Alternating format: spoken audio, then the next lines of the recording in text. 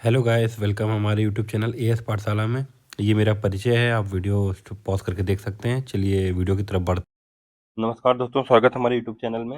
Ancient history के 5वें video में आपका स्वागत है। इस वीडियो में हम लोग प्रैक्टिस करेंगे मौर्यन काल के सारे क्वेश्चन। तो दोस्तों, जो मौर्यन पीरियड था ये 322 बीसी से लेकर 185 बीसी के बीच में था, यानी करीब करीब 137 साल इनका राज रहा। ठीक है, चलिए स्टार्ट करते हैं। पहला सवाल है, चाणक्य का अन्य नाम क्या था? तो दोस्तों, चाणक्य का अन्य नाम था विष्णुगुप्त। ठीक है, और एक और नाम था जो वो फेमस था, वो था कौटिल्य। ठीक, ये यहाँ लिखा भी है। अगले सवाल पे आते हैं। निम्नलिखित में से किसकी तुलना मैकियावेली के द प्रिंस से की जाती है? तो दोस्तों, कौटिल्य या चाणक्य की एक रचना थी अर्थशास्त्र। ठीक है, इसकी तुलना द प्रिंस से की जाती है, जो मैकियावेली की बहुत फेमस रचना है। ठीक है, ये है राजनीति शास्त्र और कूटनीति पे आधारित है। अगले सवाल पे आते हैं। वह शासक कौन था जिसने सिंहासन पर बैठने के लिए अपने बड़े भाई सुसीम की हत्या कर दी? तो दोस्तों, ये अशोक था। ठीक है, सिंहासन प्राप्त करने के लिए अशोक अपने बड़े भाई सुसीम की हत्या कर दी थी। ठीक है, अगले सवाल पे आते हैं। सम्राट अशोक की वह पत्नी कौन थी जिसने उन पर गहरा प्रभाव डाला? ठीक है, तो उनकी कई रानियां थीं और जो सबसे ज़्यादा प्रभाव जिसने डाला वो थी करुआकी। ठीक है, और ये हमको ये जानकारी कहाँ से मिलती है? जो अशोक के कई सारे शिलालेख यानी रॉक एडिक्ट्स हैं, उसमें से ही हमको जानकारी मिलती है। अगले सवाल पे आते हैं। अशोक ने अपने अधिकांश अभिलेखों में किस भाषा का प्रयोग किया है? तो दोस्तों, भाषा प्राकृत अर्धमगधी प्राकृत हुई है। ठीक है, और लिपि ज़्यादातर थी ब्राह्मी। नॉर्थ इंडिया में ज़्यादातर ब्राह्मी लिपि यानी स्क्रिप्ट का यूज़ हुआ है। अगले सवाल पे आते हैं। विद्रोहियों को कुचलने के लिए अशोक को कहाँ भेजा गया था? तो दोस्तों, उस समय अशोक जब प्रिंस यानी राजकुमार थे तो उनको तक्षशिला भेजा गया था। वहाँ पे विद्रोह हुआ तो उसको शांत करने के लिए। अगले सवाल पे आते हैं। निम्नलिखित में से किस राजा को देवनामप्री कहा जाता है? तो दोस्तों, ये अशोक की उपाधि थी। ठीक है, जितने भी अभिलेख थे ज़्यादातर अभिलेखों में अशोक का डायरेक्ट नाम नहीं यूज हुआ था। उनको देवनामप्री या प्रियदर्शी कहा जाता था। ठीक, ये इंपॉर्टेंट है, कई एग्जाम्स में रिपीट होता है ये सवाल। अगले सवाल पे आते हैं। निम्नलिखित में से प्राचीनतम राजवंश कौन था? तो दोस्तों, मौर्य, गुप्त, कुषाण और कण्व, इनमें सबसे प्राचीन मौर्य राजवंश था। इसकी स्थापना 322 ईसा पूर्व यानी बिफोर क्राइस्ट हुआ था। अगले सवाल पे आते हैं। कौटिल्य या चाणक्य किसका प्रधानमंत्री था? तो ये चंद्रगुप्त मौर्य के प्रधानमंत्री थे, याद रखिएगा। ठीक है, इन्होंने चंद्रगुप्त मौर्य को सिंहासन दिलाने में काफी सहायता की थी। अगले सवाल पे आते हैं। कलिंग विजय के बाद अशोक ने किस धर्म को अपना लिया था? तो दोस्तों, बौद्ध धर्म को अशोक ने अपनाया था। अगले सवाल पे आते हैं। चंद्रगुप्त के शासन विस्तार में किसका मुख्य योगदान योगदान था? हमने ऊपर देखा चाणक्य का मुख्य योगदान था। ठीक, अगले सवाल पे आते हैं। सांची की स्तूप कला किस धर्म से संबंधित है? तो दोस्तों, स्तूप बौद्ध धर्म से संबंधित होता है और इसका निर्माण अशोक ने करवाया था। जो सांची का स्तूप है, इसका निर्माण अशोक ने करवाया था। ठीक है, और ये यूनेस्को की एक वर्ल्ड हेरिटेज साइट है, ये भी याद रखिएगा, सांची स्तूप। ठीक, अगले क्वेश्चन को देखिए। प्राचीन भारत का वह प्रसिद्ध शासक जिसने जीवन के अंतिम दिनों में जैन धर्म अपनाया था? तो दोस्तों, जैन धर्म चंद्रगुप्त मौर्य ने अपनाया था अपने अंतिम काल में। जो भद्रभाऊ थे, ठीक है, उनके साथ ये श्रवण बेलगोल में गए, वहां संन्यास लेके जैन धर्म को अपनाया। अगले सवाल पे आइए। मौर्य समाज की स्थापना किसने की थी? तो ये रिपीटेड क्वेश्चन है, चंद्रगुप्त मौर्य ने किया था। मौर्य समाज में प्रचलित मुद्रा का क्या नाम था? तो दोस्तों, उस समय मुद्रा पौंड हुआ करती थी, इसको पौंड बोला जाता था। ये उस समय की मुख्य मुद्रा थी, करेंसी थी। अगले सवाल को देखिए। निम्न में से कौन मौर्य वंश का शासक नहीं था? ठीक है, तो मौर्य वंश का शासक अजातशत्रु नहीं था। चंद्रगुप्त मौर्य, अशोक, बिंदुसार, ये तीनों मौर्य वंश के शासक थे। और जो अजातशत्रु था, ये हर्यंक वंश का था। ठीक है, जिसकी स्थापना बिंबिसार ने की थी। अगले सवाल को देखिए। निम्नलिखित में से अशोक का उत्तराधिकारी कौन था? दोस्तों, अशोक का उत्तराधिकारी कुणाल, उनके पुत्र कुणाल उनके उत्तराधिकारी माने जाते थे। अगले सवाल पे देखिए। मुद्र राक्षस के लेखक कौन थे? तो मुद्र राक्षस के लेखक विशाखदत्त थे। ठीक है, और इस एक तरीके से प्ले नाटक है जिसमें चंद्रगुप्त मौर्य और चाणक्य की कहानी बताई गई है। अगला सवाल को देखिए। विशाखदत्त के नाटक मुद्र राक्षस की विषय वस्तु क्या है, यानी थीम क्या है? ठीक है, तो थीम चंद्रगुप्त मौर्य और चाणक्य की सफलता है। कैसे चंद्रगुप्त मौर्य मौर्य वंश के संस्थापक बने, ये पूरी प्ले के द्वारा उन्होंने समझाया विशाखदत्त ने। अगला सवाल है। मालवा, गुजरात और महाराष्ट्र किस शासक की पहली विजय थी? तो ये चंद्रगुप्त मौर्य की पहली विजय थी। अहिंसा, उपवास और करुणा के सिद्धांत पर आधारित शासन किसने स्थापित किया? तो नॉन वायलेंस और कंपैशन के आधार पे अशोक ने किया था। कलिंग युद्ध से अशोक इतना प्रभावित हो गया कि उसने युद्ध छोड़ के धम्म नीति अपनाया। और धम्म नीति क्या कहती थी कि अहिंसा और करुणा का प्रचार किया जाए। अगले सवाल को देखिए, निम्नलिखित में से कौन मौर्य प्रशासन का अधिकारी नहीं था, not an official of Mauryan administration. तो इसमें कर्ता यानी सॉरी लिपिक, ठीक है, लिपिक कोई अधिकारी नहीं था उस समय, लिपिक लेखक, सामान्य लेखक था, कोई प्रशासनिक पद नहीं था।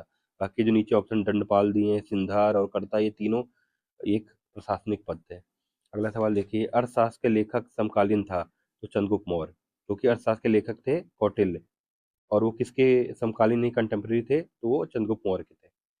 अगले सवाल को देखिए, नंद वंश के पतन के बाद मगध पर किसने शासन किया। तो नंद वंश के बाद मौर्य वंश का स्थापना हुई।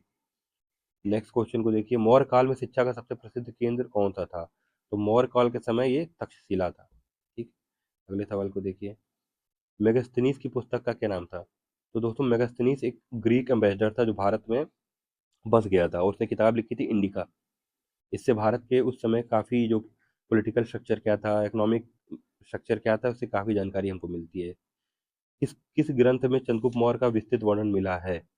तो चंद्रगुप्त मौर्य और चाणक्य का जो विस्तृत वर्णन, ये विशाख दत्त के मुद्र राक्षस नामक प्ले से मिला है हमको।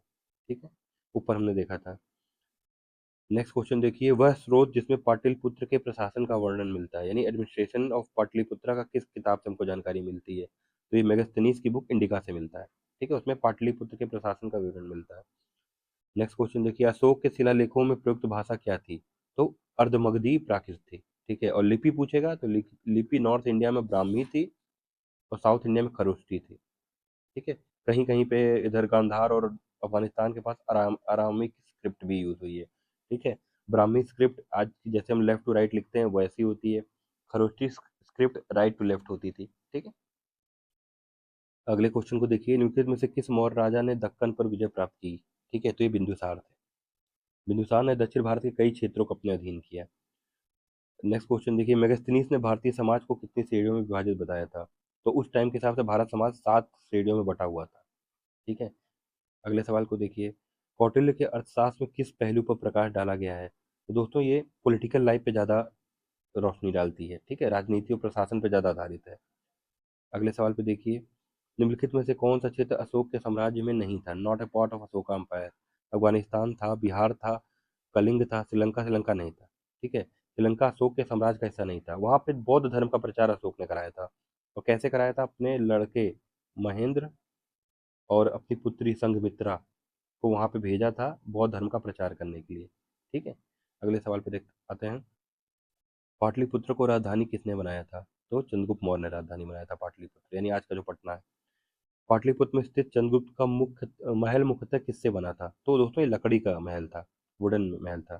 ठीक है, अगले सवाल को देखिए, बराबर की गुफाओं का उपयोग किस संप्रदाय ने किया था। तो दोस्तों बराबर ये बिहार में गुफाएं हैं, उसको अजीवक जो सेक्ट संप्रदाय था, ठीक है, वो इस गुफाओं को यूज करता था। नेक्स्ट क्वेश्चन देखिए, किस अभिलेख से पता चलता है कि चंद्रगुप्त का प्रभाव पंजाब तक था।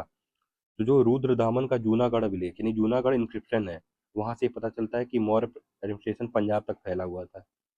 अगले सवाल पे आइए, अशोक के स्तंभों में स्वयं को क्या कहा गया है। तो दोस्तों अशोक को नाम कहीं भी अशोक नहीं यूज हुआ है, देव नाम प्रिय, ज्यादातर शिलालेख में यही नाम यूज हुआ है। ठीक है, देव नाम प्रिय, प्रियदर्शी। आइए इसको मिलाना है। चंद्रगुप्त का नाम ग्रीक टेक्स्ट में सेल्यूकस था। ठीक है, बिंदुसार एंटिकोस अशोक को देवनामप्रिय कहते थे और चाणक्य को विष्णुगुप्त कहते थे। ठीक, ये देखिए, किस समाज को किसने भारत किस साम्राज्य की स्थापना किसने की है। प्रथम भारतीय साम्राज्य की स्थापना किसने की थी। तो ये चंद्रगुप्त मौर्य थे। ठीक है, पहला विशाल साम्राज्य इन्होंने ही मौर्यन एम्पायर खड़ा किया था। उत्तरांचल या उत्तराखंड में अशोक की एक शिलालेख कहाँ स्थित है। तो दोस्तों देवप्रयाग नहीं, कलसी। ठीक है, श्रीनगर नहीं, श्रीकेश नहीं, कालसी में एक अशोक का बहुत ही फेमस रॉक एडिक्ट पाया गया था। ठीक, याद रखिएगा, उत्तराखंड में यहीं पे था। आइए जो अशोक के फेमस इंस्क्रिप्शंस हैं उनको देख लेते हैं। अभी हमने ऊपर देखा कालसी, ये कहाँ है, ये याद रखिए उत्तराखंड में है। अगला गिरनार, गिरनार कहाँ था, गुजरात में। ठीक है, ये भी एक मेजर रॉक एडिक्ट था। और बाद में इसी रॉक एडिक्ट पे एक राजा हुए थे रुद्रदामन, उन्होंने भी अपना अभिलेख करवाया था। ठीक है, अगला इंस्क्रिप्शन है शाहबाज गढ़ी, ये आज के पाकिस्तान में, ये भी एक मेजर रॉक एडिक्ट था। अच्छा, यहाँ पे स्क्रिप्ट खरोष्टी पाई गई थी। ठीक। अगला आता है मानसेरा, ये भी आज के पाकिस्तान में है। ये भी मेजर रॉक एडिक्ट था, यहाँ की स्क्रिप्ट खरोष्टी थी। ठीक। ज़्यादातर जगहों की जो इंडिया में आज के हैं वो ब्राह्मी थी, पर जो पाकिस्तान साइड के तो वहाँ खरोष्टी थी। धौली, धौली कहाँ है? उड़ीसा में है। ठीक है। ये भी एक सेपरेट रॉक एडिक्ट था। अच्छा, कलिंगा युद्ध से संबंधित जो जानकारी मिलती है हमको ये धौली इंस्क्रिप्शन से मिलती है। फिर आता है जौगड़, ये उड़ीसा में था। इसमें कलिंगा में जो एडमिनिस्ट्रेशन प्रशासन था उसकी जानकारी मिलती है। अगला आता है मस्की, ये कर्नाटक में है। ठीक है। ये माइनर रॉकेटिक था, मतलब बहुत बड़ा रॉकेटिक नहीं, छोटा रॉकेटिक था। अच्छा, यहाँ पे पहली बार वर्ड अशोक यूज हुआ है, मस्की इंस्क्रिप्शन इन कर्नाटका। ये बहुत इंपॉर्टेंट है, एग्जाम में बहुत बार पूछता है। ठीक है, कि पहली बार अशोक नाम कहाँ यूज हुआ है, तो ये मास्की कर्नाटका में है। सारनाथ, सारनाथ में एक पिलर इंस्क्रिप्शन है, यानी एक स्तंभ लेख मिला है। और यहाँ से क्या मिला था? जो भारतीय चिन्ह है, ठीक है, नेशनल एम्बलम है, वो यहीं से लिया गया था, सारनाथ के लायन कैपिटल से। ठीक। और आता है लौरिया नंदनगढ़, ये बिहार से मिला है। और यहाँ पे भी अशोक का जो एम्बलम है, अशोक स्तंभ पाया गया था। और लास्ट है बराबर की पहाड़ियाँ, बराबर हिल्स, वहाँ पे बराबर की गुफाएं भी हैं। ठीक है, यहाँ पे गुफाओं पे इंस्क्रिप्शन हुआ है। और ये अशोक ने डोनेट किया था आजीविक संप्रदाय को। अगला सवाल देखिए, सांची स्तूप किसने बनवाया था? तो ये अशोक ने बनवाया था। ठीक। अशोक के शिलालेखों को पढ़ने वाला पहला अंग्रेज कौन था? अच्छा, इंग्लिश, हुआ the first Englishman to decipher the Ashokan inscription, तो ये जेम्स प्रिंसेप थे। इन्होंने सबसे पहले 1837 में ब्राह्मी लिपि, जो ब्राह्मी स्क्रिप्ट था, उसको डिसाइफर किया था। ठीक है। अगले सवाल पे आते हैं, कलिंग युद्ध का वर्णन अशोक के किस शिलालेख में मिलता है? तो जो शिलालेख नंबर 13 है, ठीक है, इसमें कलिंग युद्ध और जो पश्चाताप हुआ अशोक को, इसका वर्णन है। ठीक है। और कलिंग जो रॉक 13 कहाँ कहाँ मिले हैं? कलसी, गिरनार, शाहबाजगढ़ी, मानसेरा, धौली, जौगढ़, ये हर जगह ये पाए गए थे। ठीक है। अच्छा, ये जो रॉक एडिक्ट 1 2 3 ये सब नंबरिंग होती है, ये हिस्टोरियंस ने की है, अशोका ने नहीं उस समय कोई ऐसा नंबरिंग किया था। और इसमें क्या होता है कि थीम वाइज नंबरिंग की जाती है। ठीक है। अब जैसे 13 नंबर है, ये कलिंग का युद्ध से रिलेटेड है, तो इसकी नंबरिंग 13 में कर दी गई है, और जहाँ जहाँ पाया गया है वही जगह है। अगले सवाल पे आते हैं, यूनानी राजदूत मेगास्थनीज भारत में किसके दरबार में आया था? ये चंद्रगुप्त मौर्य के दरबार में आया था। अगला सवाल देखिए, चंद्रगुप्त मौर्य ने सेल्यूकस को कब पराजित पराजित किया था? तो ये 305 बीसी में। ठीक है, सेल्यूकस को हराया था। ठीक। अगले सवाल को देखिए, निम्नलिखित में से कौन सा राजा प्राय जनता के संपर्क में रहता था? तो अशोक। ठीक है, अशोक ने धम्म नीति अपनाने के बाद हमेशा जनता से संपर्क रखा है। नेक्स्ट क्वेश्चन देखिए, 261 बीसी में कलिंग को जीतने के बाद अशोक ने क्या किया? कलिंग को जीतने के बाद अशोक को काफी पश्चाताप हुआ, जब काफी लोग मारे गए, तो अशोक ने अहिंसा और बौद्ध धर्म अपनाया, धम्म नीति। ठीक है, धम्म पॉलिसी उसने लाया, नॉन वायलेंस। नेक्स्ट क्वेश्चन देखिए, अशोक के अधिकांश अभिलेख किस लिपि में है? तो ब्राह्मी लिपि में, हमने देखा था। नेक्स्ट क्वेश्चन देखिए, किस ग्रंथ में चंद्रगुप्त मौर्य के लिए वृषल शब्द का प्रयोग हुआ है? तो ये जैन टेक्स्ट में ज्यादातर चंद्रगुप्त मौर्य को वृषल बोला गया है। ठीक। अगला क्वेश्चन देखिए, ये मौर्य नरेशों के बारे में सही कथन, मतलब करेक्ट स्टेटमेंट देखना है। पहला स्टेटमेंट है, संस्कृति, कला और साहित्य का विकास हुआ मौर्य टाइम में। बिल्कुल। सोने के सिक्के नहीं, मौर्यन काल में सोने के सिक्के नहीं पाए गए थे। प्रांतों का विभाजन, बिल्कुल, जैसे आज के टाइम में स्टेट्स वगैरह होते हैं, डिवीजन होता है, वैसे उन्होंने भी कई प्रांतों में बांट रखा था। वो विशाल साम्राज्य, बिल्कुल, मौर्यन समाज बहुत विशाल था। तो ये पहला, तीसरा और चौथा सही है। नेक्स्ट क्वेश्चन देखिए, असर्सन और रीजन है। असर्सन क्या? अशोक द्वारा कलिंग विजय से संबंधित कथन और करण। अशोक ने कलिंग को मौर्य साम्राज्य में मिला लिया। ठीक, सही था। रीजन क्या था? कलिंग समुद्री व्यापार मार्गों पर नियंत्रण रखता था, ये भी सही था। तो यानी असर्सन सही है और रीजन एक्सप्लेन कर रहा है उसको। अगले क्वेश्चन को देखिए, अशोक के कौन से शिलालेख संगम राज्यों का उल्लेख करते हैं? तो जो 2 और 13 नंबर का रॉक एडिक्ट है, उसमें जितने भी दक्षिण राज्य हैं उस समय के, सबका मेंशन होता है। अगले सवाल पे देखिए, अशोक के अनुसार धर्म का मुख्य उद्देश्य क्या था? तो धर्म का मुख्य उपदेश नैतिक आचरण, ठीक है, मॉरल डिसिप्लिन था। नेक्स्ट क्वेश्चन को देखिए, अशोक का व्यक्तिगत नाम किस अभिलेख में मिलता है? हमने देखा था, अशोक का व्यक्तिगत नाम मास्की, जो कर्नाटक में है, पहली बार वहां पे अशोक नाम यूज हुआ था। अगले सवाल को देखिए, निम्नलिखित में से कौन सा कथन अशोक के स्तंभों के बारे में गलत है? दे है मौर्यन पॉलिस, उनमें मौर्यन पॉलिस है। ठीक, बिल्कुल सही। ये मोनोलिथिक, यानी एक एक ही पत्थर से बने हुए था, खंड थे, बिल्कुल सही। स्तंभों के शीर्ष मूर्तियां जुड़ी हुई थी, ये भी सही है। और they are part of architectural structure, नहीं, मतलब वो किसी महल वगैरह के पार्ट नहीं थे, वो इंडिपेंडेंट खड़े हुए थे। अगले सवाल को देखिए, श्रीनगर की स्थापना किस मौर्य शासक ने की थी? तो जो कश्मीर का श्रीनगर है उसकी स्थापना अशोक ने की थी। ठीक है, मानी जाती है कि अशोक ने की थी। अगले सवाल को देखिए, प्रांत और राजधानी को मिलाना है। तो अशोक के समय 4 प्रांत थे। पहला था उत्तर पथ, इसकी राजधानी थी तक्षशिला। दूसरा था दक्षिण पथ, इसकी राजधानी थी स्वर्णगिरी। तीसरा था अवंती राष्ट्र, इसकी राजधानी थी उज्जैन। और लास्ट में था प्राची, इसकी राजधानी थी पाटलिपुत्र। ठीक है। अगले सवाल को देखिए, किस ग्रंथ में शूद्रों के लिए आर्य शब्द का प्रयोग किया गया था? तो ये अर्थशास्त्र में कौटिल्य ने किया था। ठीक है। नेक्स्ट सवाल को देखिए, अशोक ने अपने शासन के चौथे वर्ष में किससे प्रभावित होकर दीक्षा ली? तो ये निग्रोध। ठीक है। एक बौद्ध भिक्षु थे निग्रोध, उनसे प्रभावित होकर अशोक ने बौद्ध धर्म अपनाया था। अगले सवाल को देखिए, किस ग्रीक राइटर ने पाटलिपुत्रा को पालीबोथ बोला था? तो मेगास्थनीज था। ठीक है। अगले सवाल पे आइए, मौर्य काल में युक्त किसे कहा जाता था? तो जो उस समय के रेवेन्यू ऑफिसर होते थे उनको युक्त कहा जाता था। ठीक है। अगले सवाल में आइए, मौर्य काल में गुप्तचरों को क्या कहा जाता था? उनको गृहचर कहा जाता था। ठीक है। जासूसों को गृहचर कहा जाता था। अगले सवाल पे आइए, किस श्रीलंकाई शासक ने अशोक के आदर्शों को अपनाया था? तो ये थे देवनामपी तिस। इन्होंने अशोक का नाम भी कॉपी कर लिया, देवनामपी के आगे तिस लगा के। ठीक है। और अशोक के पुत्र महेंद्र ने श्रीलंका में बौद्ध धर्म का प्रचार किया था। अगले सवाल पे ये, किस जैन ग्रंथ में चंद्रगुप्त मौर्य के जैन धर्म अपनाने का उल्लेख है? तो ये परिशिष्ट पर्व नामक किताब है हेमचंद्र की। ठीक है। इसमें ये वर्णन है। अगले सवाल को देखिए, मौर्य काल का राजकोषीय वर्ष कब शुरू होता था? तो ये चैत्र में शुरू होता था। ठीक है। अगले सवाल को देखिए, अशोक के शिलालेखों में किन दक्षिण भारतीय राजाओं का उल्लेख है? चोल, पांड्य, केरल पुत्र, सतीपुत्र। तो ये चारों का वर्णन है। ठीक है। और कौन से रॉकेट थे? 2 और 13। अगले सवाल को देखिए, अशोक के बारे में जानकारी, सॉरी, ये हट जाए। अशोक के बारे में जानकारी का सबसे महत्वपूर्ण स्रोत क्या था? तो इंक्रिप्शन से। ठीक है। अशोक के समय जो इंक्रिप्शन यानी शिलालेख थे उसी से उनके राज्य के बारे में हम ज्यादातर अनुमान लगाते हैं। अगले सवाल को देखिए, अशोक के काल में दक्षिण भारत में कौन सी लिपि प्रचलित थी? तो दोस्तों ब्राह्मी। ठीक है। खरोष्ठी कहाँ प्रचलित थी? जो आज के पाकिस्तान और अफगानिस्तान साइड है वहां पे। नेक्स्ट क्वेश्चन को देखिए, अशोक के अभिलेख भारत के अलावा किस देश में भी पाए गए हैं? तो ये अफगानिस्तान में पाए गए हैं। ठीक। नेक्स्ट क्वेश्चन देखिए, मौर्य समाज का अंतिम शासक कौन था? तो बृहद्रथ था। ठीक है। इसकी हत्या पुष्यमित्र संघ ने की थी, पुष्यमित्र शुंग ने की थी, और शुंग डायनेस्टी की नींव रखी थी। ठीक है। मौर्य वंश का आखिरी राजा कौन था? बृहद्रथ। और पहला राजा कौन था? चंद्रगुप्त मौर्य।